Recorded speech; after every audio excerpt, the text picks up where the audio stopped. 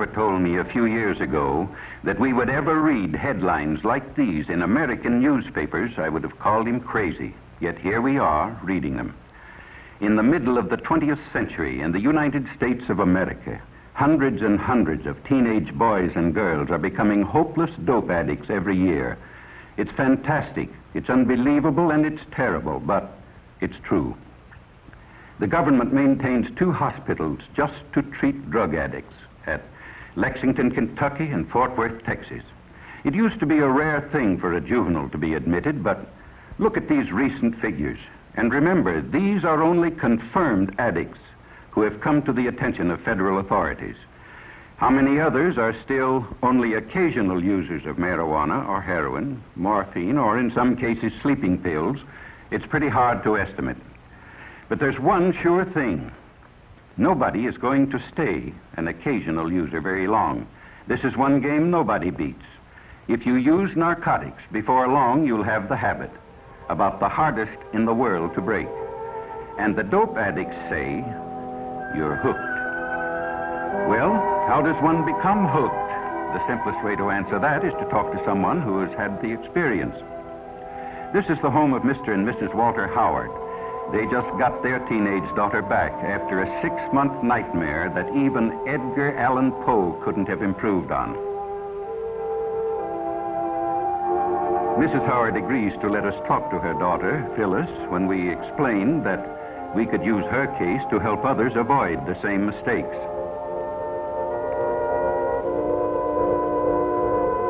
This is Phyllis as she looked 6 months ago, a senior in high school, pretty as a picture.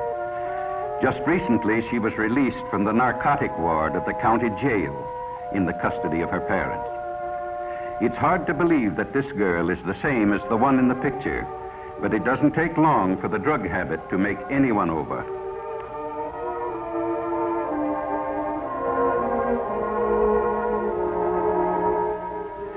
Phyllis wasn't anxious to talk about her experiences with dope, but she could see how her story might be used to help others, and she began to talk.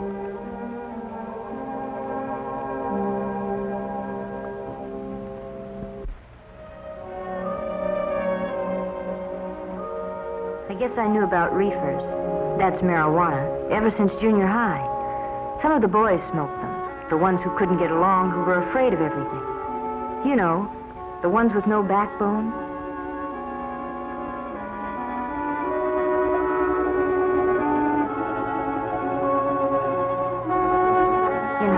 My girlfriend Ann and I went around with Jim and Bob.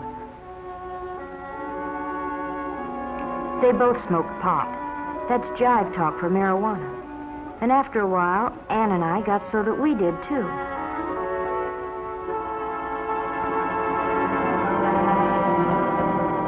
It's funny what it does to you. Everything speeds up to 100 miles an hour. You think you're real sharp and you laugh a lot. You feel like you're the biggest person in the world.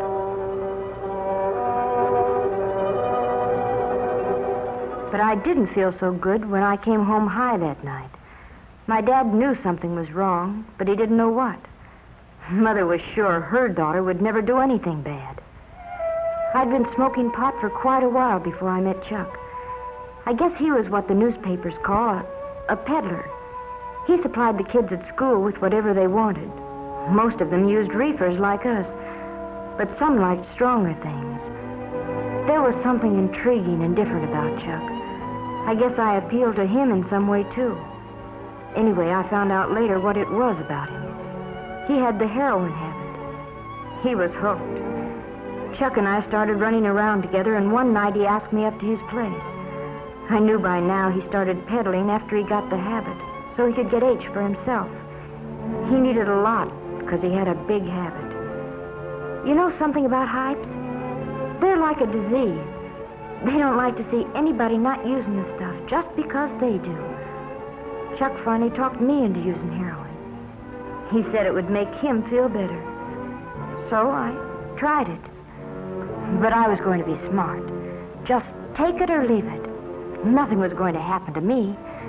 But before I knew it, I was hooked. Bad. I had a heroin habit as big as Chuck. I hadn't been home in weeks. Oh, Chuck and I were married, but it didn't matter very much. Nothing does. Not when you're on H. All you think about day and night is dope.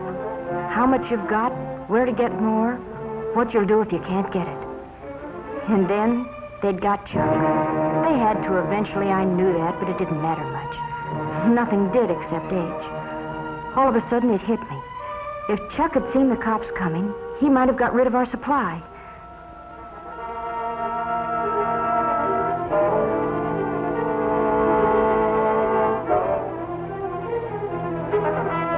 That's what happened. Chuck got rid of everything. Probably in the garbage disposal. Oh, that's a favorite trick of Hype's when they're going to be arrested. But it left me in an awful spot. I needed a fix bad. So bad I didn't care whether I lived or died. And I didn't know whether I'd ever get another cap.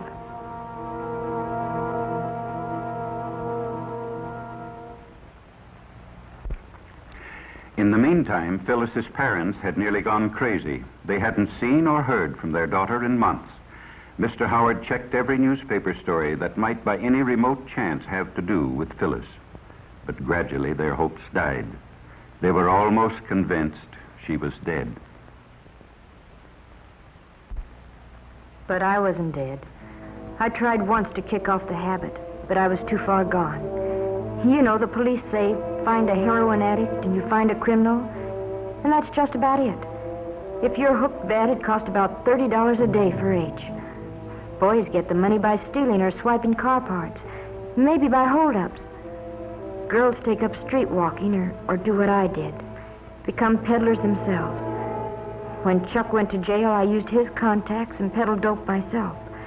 Sure, I knew it was wrong, but when you're hooked, you can't help yourself. They got me eventually, too, just like they did Chuck. And when I was arrested, I was almost glad. I told them I wanted help. I wanted to try and kick it off. It was horrible. 5 days, and I didn't care whether I lived or died. It feels like your skin is being torn right off you, and then you ache all over and get sick and you can't breathe. Your nose runs and you have a high fever, and then you pass out, but when you wake up, it starts all over again. 5 days. But I was lucky. I kicked it off, and I've never used dope since. Maybe what happened to me will keep it from happening to somebody else. Or I don't even want to talk about it. And all I hope is that someday I can forget it. Well, that's Phyllis's story. In the United States of America, 20th century. Unbelievable, isn't it, that such things can happen? Phyllis's case is typical. Most teenagers start off with marijuana. Then they decide to see if heroin has any kick. It does. Sometimes it only takes a few days to find out they can't leave it alone. In order to get money to buy it, they turn to crime. And that's the story. There are practically no happy endings when you fool with drugs. Doctors say restoring an addict to normal life is about the toughest thing in medicine. Well, what's the answer? Enforcement? Yes, that's one of them, certainly. In the Far East a few years back, they were lining up dope peddlers and shooting them in the back of the head. But it didn't stop addiction. It just made it harder for victims to get the stuff. No, the answer is a simple one. Just use your head. Leave narcotics absolutely alone. Remember what happened to Phyllis and others like her. Talk it over with your parents or school counselor, somebody you have confidence in. Some say the Reds are promoting dope traffic in the United States to undermine national morale. They did it in China a few years back. It's certainly true that the increased use of narcotics plays right into their hands. But why not show everybody, including ourselves, that young American men and women have too much intelligence to make such a stupid, ghastly, tragic mistake? Let's make tomorrow's headlines read like this.